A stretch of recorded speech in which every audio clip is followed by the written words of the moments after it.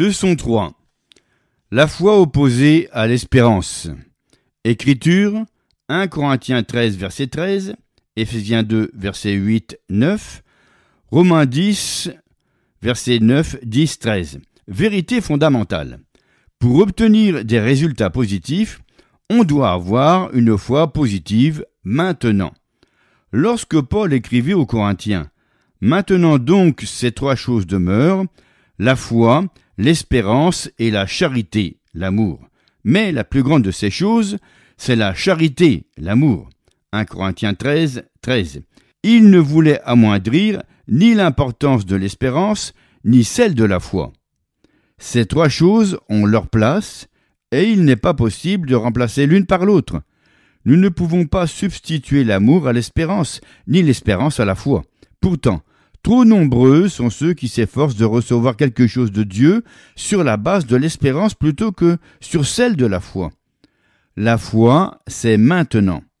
L'espérance regarde vers l'avenir. C'est toujours au temps futur.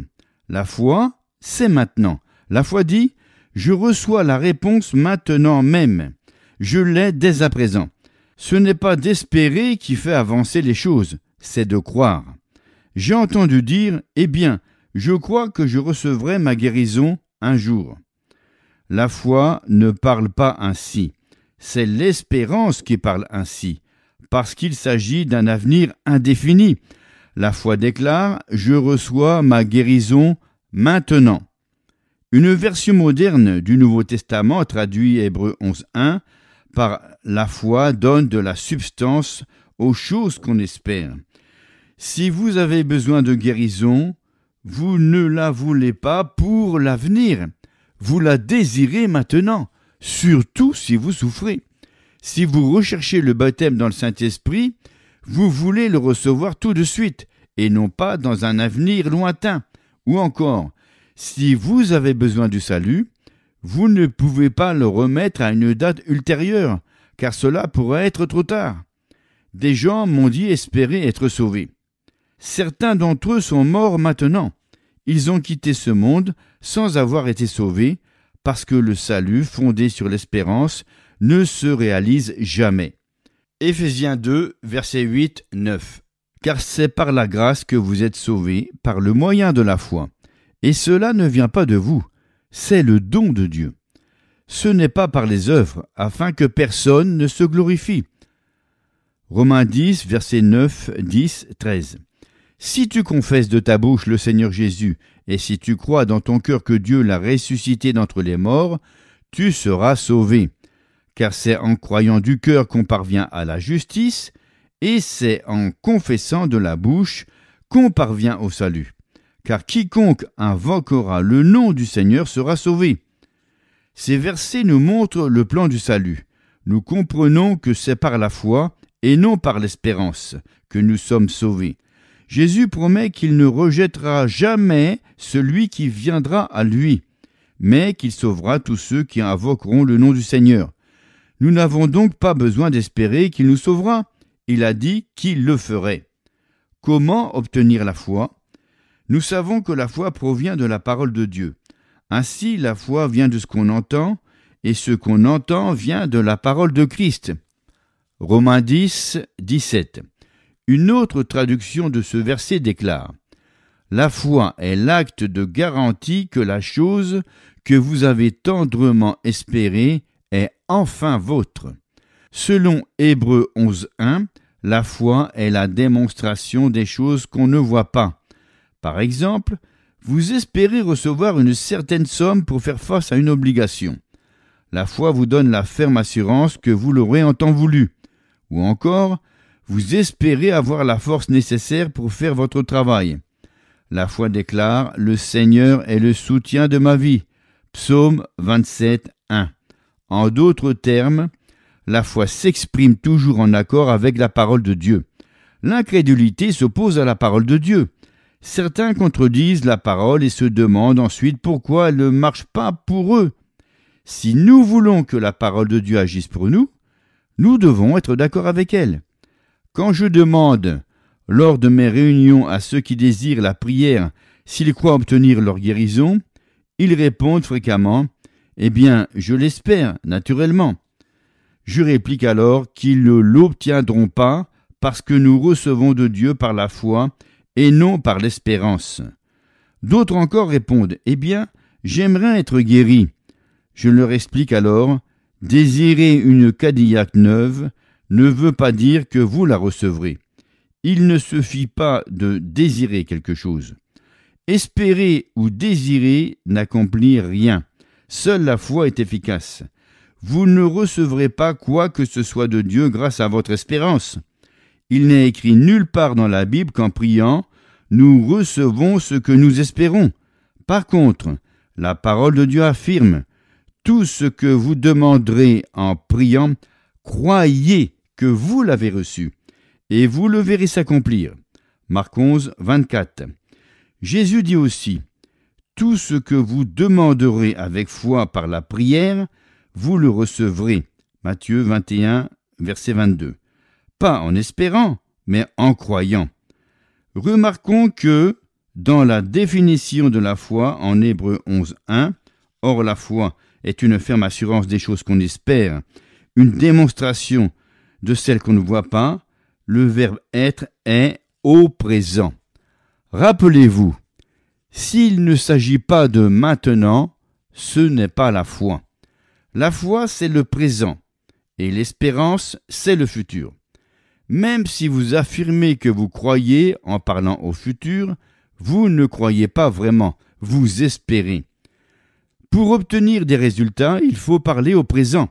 Certains se contentent toujours de croire que Dieu fera quelque chose pour eux un jour, mais la foi croit qu'il l'a fait et qu'il est en train de le faire. Lorsque je prêchais il y a quelques années en Oklahoma, une femme qui ne marchait plus depuis 4 ans fut amenée à la réunion afin que je prie pour elle. Elle avait dans les 70 ans et, de l'avis des médecins, ne marcherait plus jamais. À la fin du message, tandis que nous nous apprêtions à prier pour les malades, ses amis la conduisirent auprès de l'autel et la firent asseoir. Je me suis agenouillé devant elle et lui ai imposé les mains en priant. Puis j'ai dit, « Maintenant, levez-vous et marchez au nom du Seigneur Jésus-Christ. » Elle a fait tout son possible pour se lever en pleurant et en priant tout le temps. « Ô bien-aimé Jésus, s'il te plaît, guéris-moi, fais en sorte que je marche, je t'en supplie. » Elle a continué ainsi pendant un moment jusqu'à ce que j'ai pu enfin la calmer assez pour lui demander, « Sœur, saviez-vous que vous étiez déjà guérie ?» Tout étonnée, elle a levé les yeux vers moi en disant « Vraiment ?»« Oui, ai-je répliqué. Vous êtes guérie et je vais vous le prouver par la Bible. » J'ai ouvert ma Bible à la première épître de Pierre 2, 24 et la lui ai remise en l'invitant à lire le verset à haute voix. Elle lut « Lui qui a porté lui-même nos péchés en son corps sur le bois, afin que, mort au péché, nous vivions par la justice, lui, par les meurtrissures duquel vous avez été guéris. » Je l'ai invité à relire la dernière phrase, « par les meurtrissures duquel vous avez été guéris ». Puis, je lui ai demandé, « Vous avez été guéris, est-ce au passé, au futur ou au présent ?»« C'est au passé, a-t-elle répondu.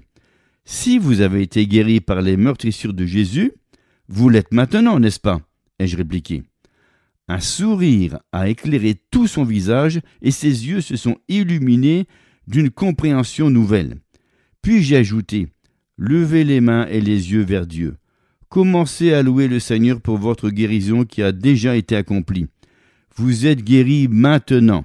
Il ne s'agit pas d'attendre un autre jour. » Avec la foi d'un petit enfant, elle a levé les yeux en disant, « Bien-aimé Seigneur Jésus, je suis si heureuse d'être guérie. » Elle n'avait pas fait un seul pas et n'avait donc aucune preuve physique de sa guérison. Néanmoins, elle a dit, « Je suis si heureuse d'être guérie. » Je me suis tourné vers elle et j'ai continué, « Maintenant, ma sœur, levez-vous et marchez dans le nom de Jésus. » Immédiatement, elle s'est levée d'un bond comme une adolescente de 16 ans. Elle a marché, sauté et couru en louant Dieu. Voyez-vous, j'ai dû l'aider à trouver le temps de conjugaison qu'il lui fallait. Car la foi est au présent. Tant que nous lutterons pour recevoir en espérant être exaucés un jour, cela ne marchera pas. Ce n'est que l'espérance. La foi dit « c'est à moi, je l'ai maintenant ». Le recours à l'espérance à bon escient est certainement quelque chose de beau et d'heureux. Nous avons la bienheureuse espérance du prochain retour de notre Seigneur Jésus-Christ, de la résurrection des justes d'entre les morts, de l'enlèvement des fidèles toujours en vie. Nous avons l'espoir d'aller au ciel et de revoir nos bien-aimés et nos amis. Nous remercions Dieu pour cette espérance, mais tout cela est au temps futur.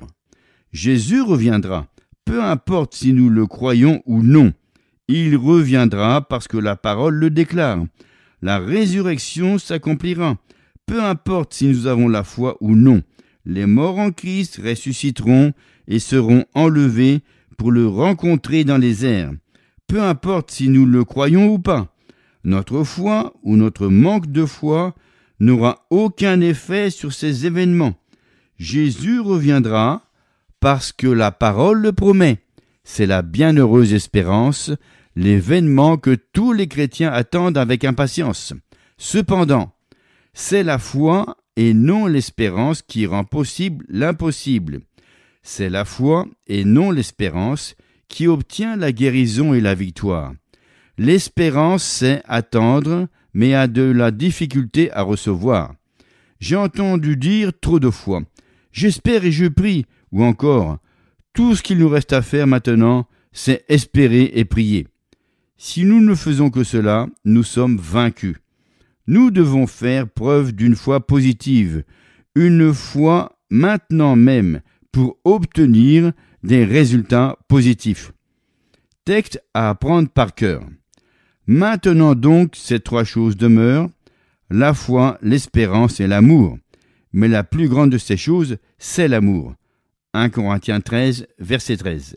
Pensez à vous abonner et à partager avec vos amis et vos proches le chapitre de ce livre sur la foi.